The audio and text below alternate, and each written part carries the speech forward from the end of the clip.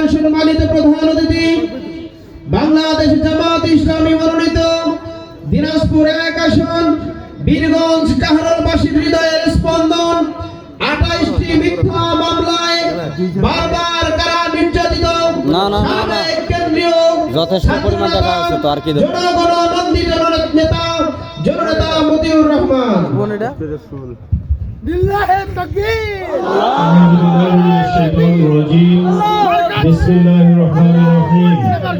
প্রান্তীয় সংগঠন বাংলাদেশ জামাত ইসলামী বীরগঞ্জ উপজেলার ১০নং মোহনপুর ইউনিয়নের অত্র এলাকা কর্তৃক আয়োজিত আজকের এই পথসভায় উপস্থিত আছেন আজকের প্রোগ্রামের সম্মানিত সভাপতি ১০ নং ইউনিয়ন জামাতের সম্মানিত আমির ভাই আসাদুজ্জামান।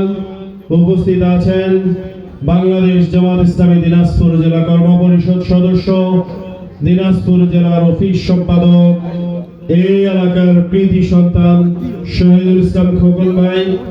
উপস্থিত আছেন শ্রমিক কল্যাণ ফেডারেশন দিনাজপুর জেলার সহসভাপতি রাশিদুল নবী বাবু ভাই।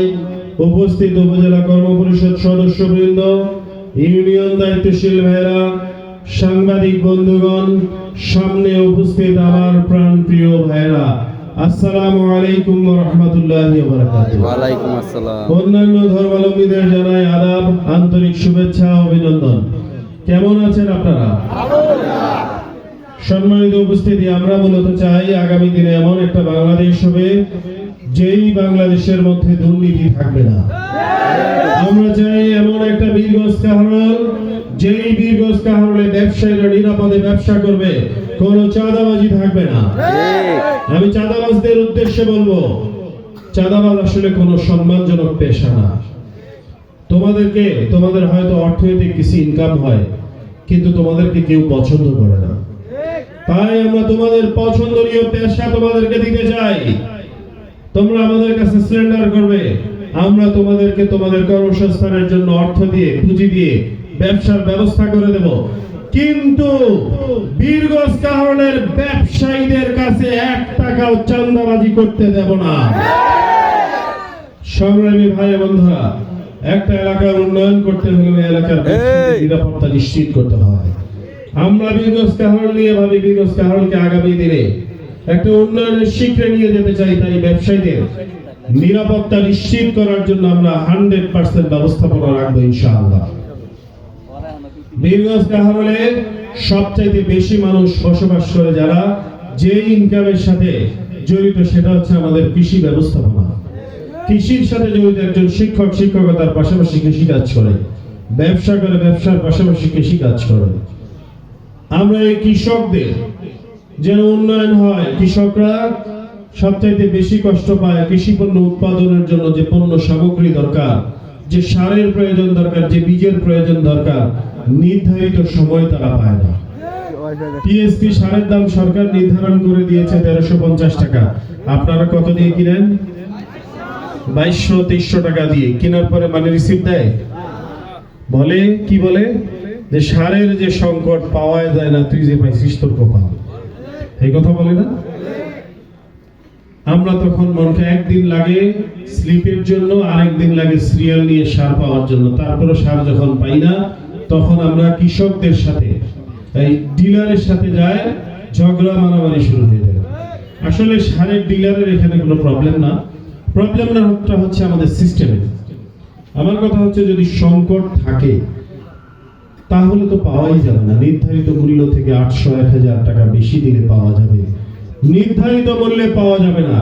এটাকে সংকট বলবেন না সিন্ডিকেট বলবেন? সিন্ডিকেট। আমরা এই সিন্ডিকেট ভেঙে দিতে চাই। যেই কৃষকরা যখন শরীর রোদে পুড়ে যায় তখন মাঠে গিয়ে কাজ করে, বৃষ্টিতে যখন ভিজে যায় তখন মাঠে গিয়ে কাজ করে, কুয়াশার আকাশে যখন রাস্তা দেখা যায় না তখন আমার কৃষক বন্ধুরা মাঠে গিয়ে কাজ করে। তাই কৃষকদের কষ্টের ইনকামের টাকা কোনো সিন্ডিকেটকে আমরা নিতে দেব না ইনশাআল্লাহ। কৃষকরা ক্ষতিগ্রস্ত হয়, আমাদের গ্রামের মানুষ। আমাদের অর্থনৈতিক সংকট আছে, কৃষি পণ্য উৎপাদনের জন্য যে পরিমাণ টাকা দরকার, এই টাকাটা আমাদের হাতে থাকে না। আত্মীয় স্বজনের কাছেও ধার পাওয়া যায় না, কিছু লোকের কাছে পাওয়া যায়। তো ১০০০ টাকা দিল, 2 মাস পরে ১৪০০ টাকা দিস। এই সুদের উপর টাকা নিতে হয় আমাদেরকে। আমরা 11 ঐক্যবদ্ধ জোট যদি সরকার গঠন করতে পারি, এই কৃষক ভাইদের কষ্টের কথা বিবেচনা করে, আমরা কোনো কার্ড দিতে চাই না, আমরা কোনো ভিক্ষা দিতে চাই না, আমরা রাষ্ট্রের পক্ষ থেকে এই কৃষক ভাইদের করে বিনা সুদে বিনা মুনাফায় ব্যাংক থেকে সহজলভ্যভাবে লোনের ব্যবস্থা করে দেব ইনশাআল্লাহ। কৃষকরা সবচাইতে বেশি কষ্ট পায়, কষ্ট করে পণ্য উৎপাদন করে, উৎপাদিত পণ্য যখন দাম পায় না। আলু চাষিদের জিজ্ঞাসা করলাম আলুতে কেমন লাভ হয়েছে, লাভ হয়নি, পুঁজিটা হারিয়ে গিয়েছে। ধান চাষিদের জিজ্ঞাসা করলাম ধানে কেমন লাভ হয়েছে, ধানে লাভ হয়নি বাবা, কারিটা লাভ হয়েছে। 2200-2300 টাকা 2400 টাকা বিক্রি করলে ধানের মধ্যে আসলে লাভ হয় না। আমরা এই ব্যবস্থাপনাকে ডেভেলপ করতে চাই। আমরা চাই বীরগঞ্জ কাহারোলের কৃষি পণ্য সারা পৃথিবীর বিভিন্ন দেশে চলে, এই কৃষি পণ্যগুলো বিদেশে রপ্তানি করতে। বিদেশে রপ্তানি করলে সরকার 10 থেকে 20% পর্যন্ত ইনসেন্টিভ দেয় এবং এটার বিদেশে পণ্য স্বাভাবিকভাবে বেশি লাভজনক হয়, কৃষকরা ন্যায্য মূল্য পায়, ব্যবসায়ীরা লাভ পায়। এই বিদেশে রপ্তানির জন্য এই লাইসেন্সটা এখানে আপনাদের কারো আছে? কারো নেই। আমি বীরগঞ্জ কাহারোলে প্রায় 600 প্রোগ্রাম করলাম, আমি কারোই লাইসেন্সটা পাইনি। আমরা যেটা করবো, বীরগঞ্জ কাহারোলের 17টা ইউনিয়ন এবং একটা পৌরসভা 18 দল যুবককে ট্রেনিং এর ব্যবস্থা করব, কিভাবে দেশের বাইরে পণ্য রপ্তানি করতে হয়, বায়ারদের সাথে কিভাবে ডিলিংস করতে হয়, কিভাবে ব্যাংক ডিলিংস করতে হয়। এই ট্রেনিং যুবকদেরকে দিয়ে কৃষি পণ্য বিদেশে রপ্তানি করে আমার দেশের কৃষকদেরকে ন্যায্য মূল্য পাইয়ে দেওয়ার ব্যবস্থা করব। ফলে যেটা হবে, বীরগঞ্জ কাহারোলের যুবকদের হবে কর্মসংস্থান, কৃষকরা পাবে ন্যায্য মূল্য, রাষ্ট্র পাবে রেমিটেন্স, বীরগঞ্জ কাহারোল পাবে বাংলাদেশের মানচিত্রে একটা উন্নত বীরগঞ্জ কাহারোল। আমরা এইভাবে বীরগঞ্জ কাহারোলকে সাজাতে চাই। সংগ্রামিত ভাই বন্ধুরা, আমরা এখানে অসুস্থ হলে চলে যাই চাকাই হাসপাতালে, যাওয়ার পর দেখি সিট নাই। এই হাসপাতালে 9 জন বিসিএস ক্যাডার থাকার কথা, আছে মাত্র 3 জন 2 জন। আমার একজন বোনের সিজার এই হাসপাতালে হয় না। আমরা এই চাকাই হাসপাতালকে একটা পূর্ণাঙ্গ হাসপাতাল এবং 200 শয্যা বিশিষ্ট হাসপাতালে রূপান্তরিত করব ইনশাআল্লাহ। ধর্ম বর্ণ দলমত নির্বিশেষে সব মা বোনেরা চায় তার অপারেশনটা একটা মহিলা ডাক্তার দ্বারা করা হোক। সন্তান জন্মের পর সাথে সাথে অনেক সন্তানের অসুস্থতা থাকে, এনআইসিইউ দরকার, ইনকিউবেটর দরকার। আমার বোনদের যে হাসপাতালে বা যেই ক্লিনিকে অপারেশন করানো হয়েছে সেই হাসপাতালে বাচ্চাদের চিকিৎসা না থাকার কারণে অনেক সময় মাকে ওই হাসপাতালে রেখে সন্তানের সুরক্ষার জন্য বাচ্চাকে শিশু হাসপাতালে নিয়ে যেতে হয়। এই কষ্টটা ওই মা এবং পরিবার ছাড়া পৃথিবীর কেউ উপলব্ধি করতে পারে না। আমরা এই সমস্যা থেকে সমাধানের জন্য আগামী দিনে বীরগঞ্জ কাহারোলে মা বোনদের জন্য, শিশুদের জন্য একটা স্বতন্ত্র মা ও শিশু হাসপাতাল উপহার দেব ইনশাআল্লাহ। ইনশাআল্লাহ। এই সন্তানরাই আগামী দিনের বাংলাদেশের প্রধানমন্ত্রী হবে, বাংলাদেশের রাষ্ট্রপতি হবে, ডাক্তার হবে, ইঞ্জিনিয়ার হবে, ব্যবসায়ী হবে। আমরা এই সন্তানদের সুরক্ষার জন্য প্রেগন্যান্সি অবস্থায় মা বোনদের এবং 5 বছর পর্যন্ত শিশুদের রাষ্ট্রের পক্ষ থেকে বিনামূল্যে চিকিৎসার দায়িত্ব নেওয়া হবে ইনশাআল্লাহ। যে মুরব্বীদের কারণে আমরা পৃথিবীর আলো বাতাস দেখেছি, যাদের হাড় ভাঙা পরিশ্রমের কারণে আমরা বড় হয়েছি, আমরা তাদেরকে মাথার মুকুট করে রাখতে চাই। বয়সের ভারে আমাদের এই মুরব্বীরা একটা পর্যায়ে কর্মক্ষমতা হারিয়ে ফেলে, তাদের অনেক কষ্ট হয়। আমরা তাদের সম্মানার্থে ধর্ম বর্ণ নির্বিশেষে 60 বছরের ঊর্ধ্বে মুরব্বীদেরকে রাষ্ট্রের পক্ষ থেকে বিনামূল্যে চিকিৎসার দায়িত্ব নেওয়া হবে ইনশাআল্লাহ। সম্মানিত বীরগঞ্জ কাহারোলবাসী এবং আমার প্রাণপ্রিয় বৈরাগী এলাকাবাসী, এই এলাকার মানুষ একই সাথে বসবাস করে সনাতন ধর্মাবলম্বী, আদিবাসী, মুসলমান। এই যে বাজারে চায়ের দোকান আছে, একসাথে সব ধর্মের সন্তানরা বসে একসাথে চা খায়। সব ধর্মের সন্তানরা এক স্কুলে পড়াশোনা করে, একই স্কুলে শিক্ষকতা করে। সনাতন ধর্মাবলম্বী ভাইদের বাড়িতে কোনো অনুষ্ঠান হলে আমাদেরকে দাওয়াত দেয়, আমাদের বাড়িতে অনুষ্ঠান হলে তাদেরকে দাওয়াত দেওয়া হয়। আমরা তাদের জন্য সেই খাবারটাই অ্যারেঞ্জ করি যেটা খেলে তাদের ধর্মীয় অনুভূতিতে আঘাত থাকবে না। তারাও আমাদের জন্য সেই খাবারটা অ্যারেঞ্জ করে যেটা খেলে আমাদের ধর্মীয় অনুভূতিতে আঘাত থাকবে না। নির্বাচন মানে যাচাই করা, বাছাই করা। আমাকে ভালো লাগলে আমাকে ভোট দিবেন, এর থেকে কাউকে ভালো লাগলে যোগ্য মনে করলে তাকে ভোট দিবেন, কোনো সমস্যা নেই। কিন্তু আমার এই সনাতন ধর্মাবলম্বী ভাইদের সাথে আমাদের যে সম্প্রীতির বন্ধন আছে, এই বন্ধন নষ্ট করে ভোট চাওয়ার অধিকার কারো নাই। এখন কিছু মানুষ ভোট পাওয়ার জন্য পাগল হয়ে গিয়েছে, মিথ্যা তথ্য দিয়ে মিথ্যা কথা বলে সনাতন ধর্মাবলম্বী ভাই বোনদেরকে বোকা বানায়, মনে করে তারা বোকা। বোকা বানিয়ে ভোট পেয়ে তারা নির্বাচিত হওয়ার জন্য ধোঁকা দেয়। তারা এসে বলে, এই দাঁড়িপাল্লা যদি ভোট দেন তোমরা তো পূজাও করিবার পারিবেন না, দেশ তো থাকিব। দিদি বৌদিদেরকে যায় বলে তোমার একটা বোরখা পরিবাহী ভালো লাগবে। আরে ভাই, এখানে তো 2001 সালেও যে আমাদের এমপি ছিল, স্বাধীনতার পর কখনো হিন্দু সনাতন ধর্মাবলম্বী ভাইরা বলেন তো পূজা করতে পারেন না, এরকম কোন মুসলমান বাধা দিয়েছে? ভাই, আপনারা রাজনীতি করেন, কিন্তু এই কথাটার মানে বুঝেন? এর মানে তো বাংলাদেশে মনে হয় সাম্প্রদায়িক দাঙ্গা শুরু হয়ে যাচ্ছে, সনাতন ধর্মাবলম্বীরা মনে হয় বিপদে আছে। কি রাজনীতি করেন, কি স্টাডি আপনাদের? তাহলে তো অন্যান্য দেশ বলবে বাংলাদেশের সম্প্রীতির বন্ধন নাই, অথচ আমার সনাতন ধর্মাবলম্বী ভাইরা বলছে আমরা একসাথে থাকি, আমাদের কোনো সমস্যা নেই। ভোট চান, তাদের জন্য কি কি কাজ করবেন সেটা বলেন। আমি সনাতন ধর্মাবলম্বী ভাইদের বলছি, আমরা নির্বাচিত হলে, সরকার গঠন করলে আপনাদের পূজার জন্য দিদি বৌদিদের বোরখা পড়তে হবে না, আপনারা যেভাবে চলছেন সেভাবেই চলবে। আপনাদেরকে 100% নিরাপত্তা ব্যবস্থাপনা নিশ্চিত করা হবে ইনশাআল্লাহ। মানে আমাদের বক্তব্যের বিরোধিতা করতেই হবে। আমার সমাবেশ কিন্তু দিনে কয়েকটা চলে, এটা জানেন কিনা?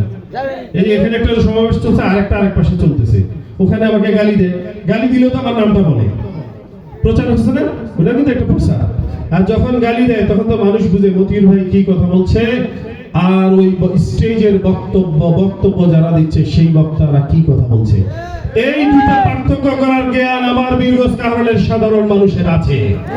আমি তাদের উপর ছেড়ে দেব, তারা গঠনমূলক সমালোচনা করছে না মিথ্যা অপবাদ দিচ্ছে, সেটা বিবেচনা করে 12 তারিখে আপনারা ভোট দিবেন। সম্মানিত উপস্থিতি, এইটার ব্যাপারে এখন আমি 10 নম্বরে একটা সনাতন ধর্মাবলম্বী পাড়ায় গেলাম, আমার দিদি বৌদিরা বলতেছে, এই তুই তো এর আগে আসিয়া কইছিল যে আমার লাখ পূজাও করিবার সমস্যা হবে না, বোরখাও পরিবার লাগিয়ে না। হ্যাঁ, এলাই কি কয়েছে জানিস? দিদি কি কয়েছে? কয়েছে যে আমরা নাকি ভোল বাজাবার পারিব না, আমার নাকি মাইক বাজাবার দিবা না হয়। মানে বিরোধিতা দেখেন কোন লেভেলে। আমি তখন বললাম, দিদি এই বছর যদি 2টা ঢোল বাজাইছিল, সামনের বছর 4টা বাজাবেন। এই বছর যদি একটা মাইক বাজান, সামনের বছর 2টা বাজাবেন। মই রাষ্ট্রের পক্ষ থেকে বরাদ্দ আনিয়ে দিই। আসলে রাজনীতিটা হচ্ছে রাজার নীতি। গণতান্ত্রিক প্রক্রিয়ার প্রতিযোগিতা থাকবে, কিন্তু প্রতিহিংসা থাকবে না। এমন এমন কথা, এমন এমন ভাষা উচ্চারণ করেন। সেদিন দেখলাম একটা ছেলে ফেসবুকে স্ট্যাটাস দিছে, মানে আমাকে নিয়ে বক্তব্য দিছে, কোথায় ছিলেন? আরে ভাই, আমি তো দিনাজপুরে ছিলাম। আপনাদের বীরগঞ্জ কাহারোলের নির্বাচনের জন্য যিনি দায়িত্বপ্রাপ্ত, ওর সাথে আমার একসাথে মামলা আছে কয়েকটা। দিনাজপুর জেলাতেই আমার মামলা আছে 28টা। আমরা সেই রাজনীতি করি না। যতদিন মাওলানা হানিফ ছিল ততদিন মাওলানা হানিফের পিছে সব জামাতের নেতাকর্মী কাজ করেছে, বিকল্প নেতার চিন্তাও কেউ করে নাই। যতদিন খোদাবক্স ভাই বেঁচে ছিল, আমরা খোদাবক্স ভাই কর্মী হয়ে কখনোই যেন আমাদের ফেস মিডিয়াতে না আসে, যেন খোদাবক্স ভাইকে হাইলাইট করে যত প্রোগ্রাম করা দরকার আমরা সব করেছি। এখন আমাকে ঘোষণা দিয়েছে, আমাকে নিয়ে কথা হচ্ছে, আপনারা চিনার কথা না তো। আর রাজনীতি করেন কিভাবে? এতদিন তো বহিষ্কৃত নেতা ছিলেন, ফলে আপনি তো আমাকে চিনার কথা না, আপনি তো ফিল্ডে ছিলেন না। আপনার নেতারা কিভাবে চিনবে? তার নামে তো একটা মামলাও নাই। আর ফেসবুকে এক ছেলে লেখছে, আমাকে বলছে লুঙ্গির তলে ছিল নাকি গুপ্ত ভাষা ছিল।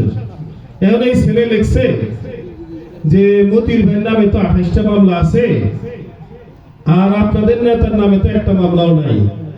বিএনপির জনপ্রিয় একটা নেতা আছে বীরগঞ্জ কাহারোলে, জাকির হোসেন ধুলু, সে জনবান্ধব নেতা ছিল, কর্মীদের সাথে ছিল, তার নামে অনেকগুলো মামলা।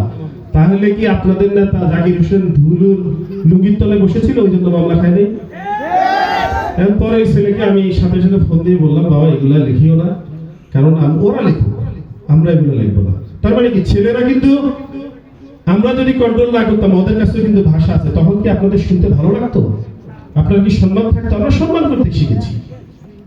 আমি এখানকার যুবকদেরকে বলবো, আমার মিটিংয়েও সেদিন দেখলাম বলে হাতে মিটিং করতেছি, মাইকে এই মাথা থেকে ওই মাথায় বাজাচ্ছে।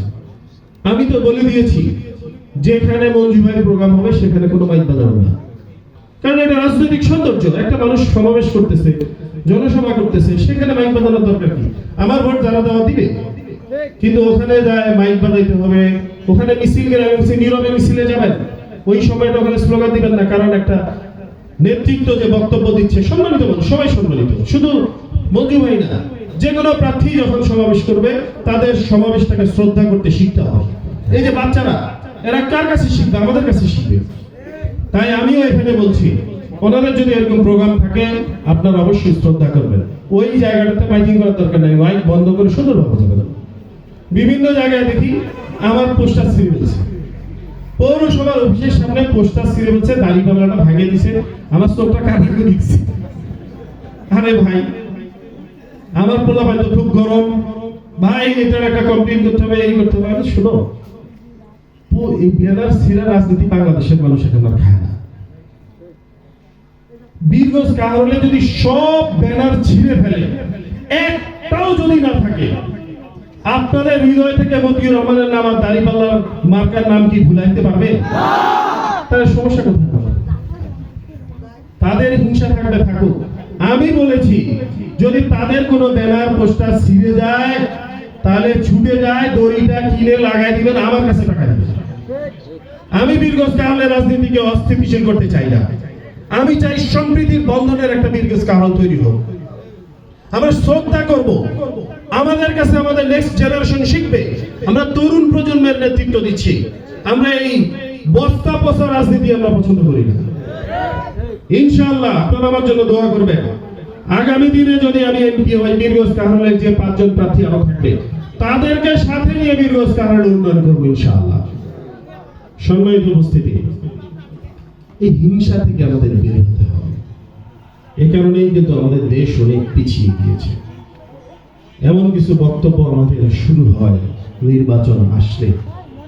গতকালকে দেখলাম ওনাদের একজন নেতা বক্তব্য দিচ্ছে। আমি কখনোই আক্রমণাত্মক কথা বলতে পছন্দ করি না। ওনারা বক্তব্য দিচ্ছে বা জামাতের বোরখা পরা মহিলাদেরকে শ্বাস করতে হবে। আমি বলছি, খবরদার, যদি কোনো বোরখা পরা মহিলাকে তোমরা শ্বাস করতে যাও, যেই হাত দিয়ে শ্বাস করতে যাবো ওই হাতটা অবশ করে দেওয়া হবে। বোরখা আমাদের মুসলমান বোনদের একটা প্রতীক, সৌন্দর্য। তোমরা বোরখা পরা বোনদের গায়ে লাথি দিবা, সব সহ্য করবো, কিন্তু ইসলামের উপর, ধর্মের উপর তোমরা কোনো লঙ্ঘন করবা, এটা সহ্য করতে পারবো না। সম্মানিত উপস্থিতি, এই জন্য আমি আজকে আপনাদের সতর্ক বলবো।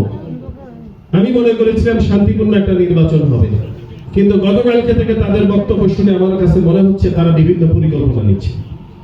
তাই ওরা যত পরিকল্পনা নেও, আমি আপনাদেরকে বলবো 22 তারিখ সকাল সকাল ভোট সেন্টারে যাবেন।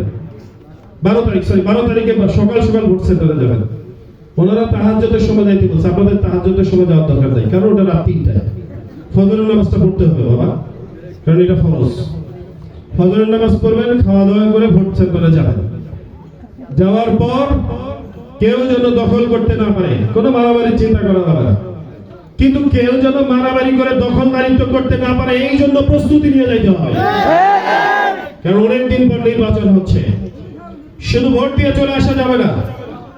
ভোট দিয়ে, ভোট গুনে, স্লিপ পেপার নিয়ে তারপর আসবেন।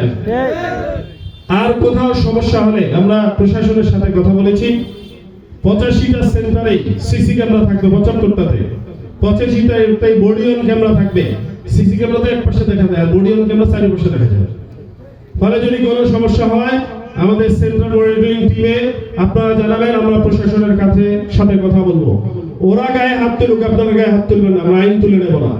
আইন শৃঙ্খলা রক্ষাকারী বাহিনীর মাধ্যমে আমরা সেটাকে টেকেল দেবো ইনশাআল্লাহ।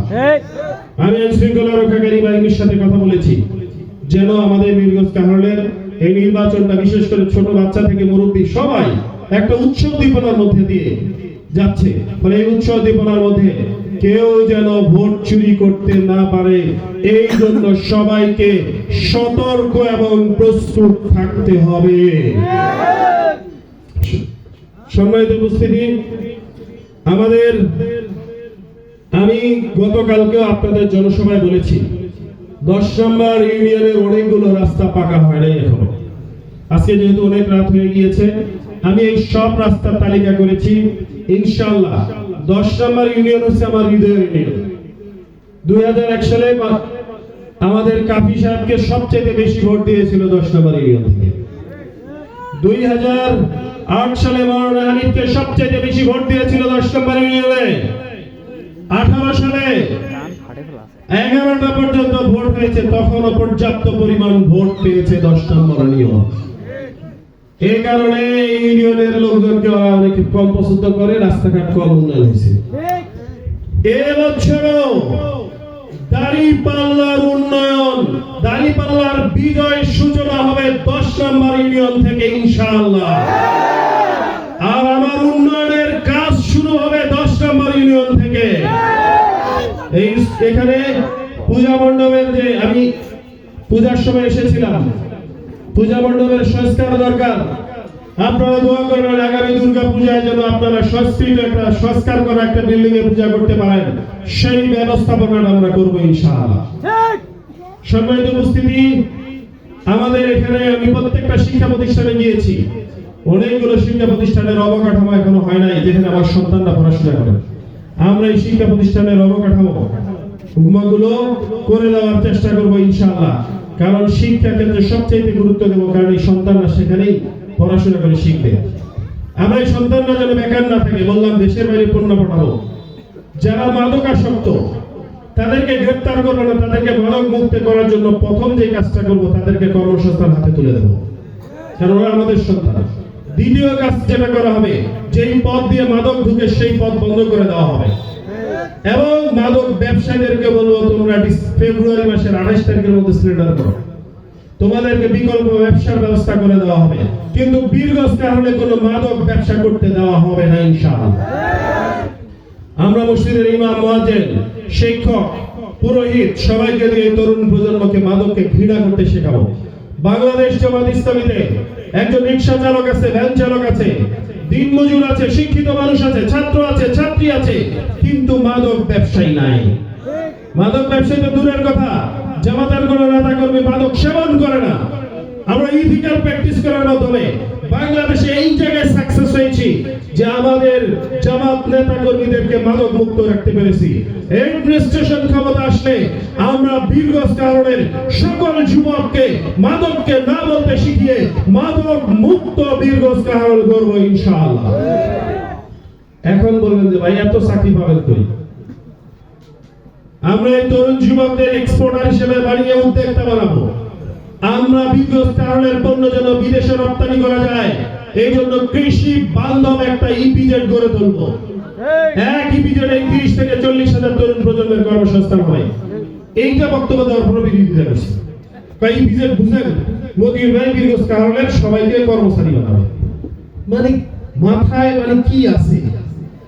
এখানে তো শিক্ষিত ছেলেদের অফিসারকে চাকরি হবে। আমি তো শুধু শিক্ষিত তরুণ প্রজন্মের চাকরি দিতে চাই না, আমি চাই যাদের কাজ করার সক্ষমতা আছে তাদের হাতেও কাজ তুলে দিতে চাই। মানে এই বিজেপি যাদের শিক্ষাগত যোগ্যতা আছে অফিসারকে চাকরি করবে, আর যাদের কাজ করার সক্ষমতা আছে তাদের যোগ্যতা লাগে সেখানে তাদেরকে চাকরি খুঁজে দেওয়া হবে। বিগত সময়ে একটা পিয়নের চাকরির জন্য 10 লক্ষ টাকা ঘুষ দিতে হয়েছে। আমি যুবকদেরকে বলবো, তোমাদেরকে কোনো ভিক্ষার কার্ড দিতে চাই না। তোমরা ভিক্ষার কার্ড দিতে চাও নাকি চাকরি চাও? বীরগঞ্জ কারণে 12 তারিখের পরে তোমাদের ধর্ম, বর্ণ, দলমত নির্বিশেষে তোমাদের যোগ্যতার আলোকে চাকরি হবে, 1 টাকাও ঘুষ দিতে হবে না। সম্মানিত উপস্থিতি, আমাদের আরেকটা সমস্যা হয়, জমি জমার কাগজ নিয়ে সমস্যা। এই সমস্যা থেকে সমাধান যেন হয় ডিজিটাল করে, আমরা এই সমস্যার সমাধান করার চেষ্টা করব। সম্মানিত ভাইয়েরা, অনেক কথা হলো, আপনারা দীর্ঘ সময় থেকে আছেন, আপনাদের কাছে দোয়া চাই আগামী দিনে যেন এমন ব্যবস্থাপনা হয়। আমাদের সবচেয়ে কষ্ট হয় নির্বাচিত হওয়ার পর আমরা প্রার্থীকে খুঁজে পাই না। আমি আপনাদেরকে বলছি, আমার বাড়ি বীরগঞ্জে, আমার স্থায়ী ঠিকানা বর্তমান ঠিকানা সব বর্তমানে এখান থেকে কাছে না, আপনাদের পাশের ইউনিয়ন 9 নম্বর ইউনিয়নে। আমার স্ত্রী সন্তান সব বাংলাদেশে থাকে, কেউ বিদেশের নাগরিক নাই। ফলে আপনারা আমাকে যে কোনো সময় পাবেন। আমি এমপি হলে বীরগঞ্জে 4 দিন অফিস করব, কাহার হলে 3 দিন অফিস করব, জাতীয় সংসদ সহ অন্যান্য কাজ রাষ্ট্রের যেগুলো কাজ সেগুলোর জন্য যাব। ফলে আপনারা আমাকে সরাসরি ভোট দিবেন, সরাসরি আমার সাথে সাক্ষাৎ করতে পারবেন ইনশাআল্লাহ। বহুত প্রার্থী আছে অনলাইনে, তরুণ যুবক তোমরা যারা আছো, তোমরা তো অনলাইনে এক্সপার্ট। বর্তমান ঠিকানা কার কোথায় আছে, এমনও প্রার্থী আছে দেখা করতে হলে মোহাম্মদপুর যেতে হবে। ঠিক ভোটটা পাওয়ার জন্য এখানে স্থায়ী ঠিকানা জন্ম হয়েছে, এখানে আছে, কিন্তু বর্তমান ঠিকানা হচ্ছে ঢাকা মোহাম্মদপুর। ফলে যদি আপনারা মোহাম্মদপুরে যা দেখা করার মতো এমপি চান তাহলে তাকে ভোট দিবেন, আর যদি কাছে পান তাকে ভোট দিবেন। সম্মানিত উপস্থিতি, বিরুদ্ধাচরণ না করে আমরা শুধু বলবো আগামী দিনে আমরা চাই একটা সুন্দর বীরগঞ্জ কাহরল। আমার জন্য দোয়া করবেন। আমি এমপি হওয়ার পর আসলে রাষ্ট্রের পক্ষ থেকে কোনো প্লট নেব না, তাহলে আমার ঢাকায় বাড়ি করে থাকতে ইচ্ছা করবে। ট্যাক্সবিহীন গাড়ি নেব না, এই গাড়িটা অভ্যস্ত না, এত দামি গাড়ি আমাদের গ্রামের মানুষ। আমি গ্রামের ছেলে, আমার বাবা সিদ্ধাগঞ্জের একজন শিক্ষক ছিলেন, মাওলানা মহিবুল্লাহ আহমদ, সহজ সরল পরিবারের মানুষ। আমি 5 বছর এমপি হয়ে বিলাসবহুল জীবনযাপন করার জন্য এমপি হব, আপনাদের সেবক হওয়ার জন্য এমপি হব। আমি এমপি হওয়ার পর রাষ্ট্রের পক্ষ থেকে যে বেতন ভাতা পাবো পুরোটাই বীরগঞ্জ কাহরলের অসহায় অনেক বোন আছে, স্বামী মারা যাওয়ার পর শ্বশুর বাড়িতে কষ্ট, বাপের বাড়িতে কষ্ট, স্বামী অসুস্থ, মানবত জীবন যাপন করে, এদের জন্য প্রতি মাসে আমার বেতনের পূর্ণ টাকাটাই তাদের যে বরাদ্দ সেটা পৌঁছে দেব। আমার বেতন এবং ভাতার সম্পূর্ণ টাকা প্রতি মাসে বরাদ্দ দিয়ে দেব ইনশাআল্লাহ। এই বক্তব্যটা বিরোধিতা করছে, অ্যাপ্রিশিয়েট করেন, বলতেছে তাইলে তো সংসার চলবে কেন, এইটা নাকি খুব সামান্য। আরে ভাই, আমি তো এই জন্য বলি নাই, আমার কৃষি কাজ আছে, ব্যবসা আছে, আমার সংসার চলে। আমার 2টা বাচ্চা, একটা 7.5 বছর, একটা 5.5 বছর। এমপি হলে কি আমার বাচ্চারা 5 প্লেট করে ভাত খাবে? এখন যে স্কুলে পড়ে সেই স্কুলে পড়বে, যেখানে থাকে সেখানেই থাকবে, যা পড়ে তাই পড়বে।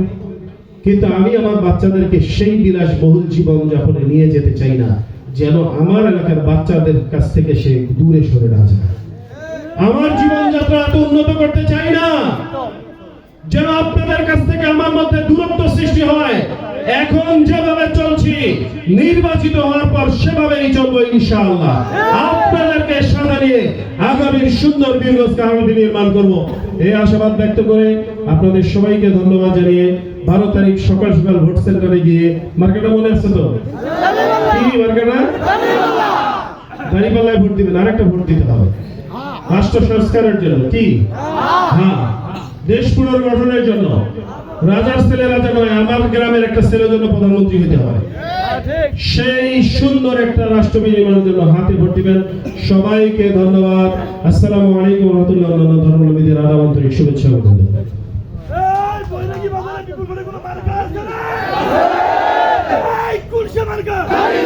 ইনশাআল্লাহ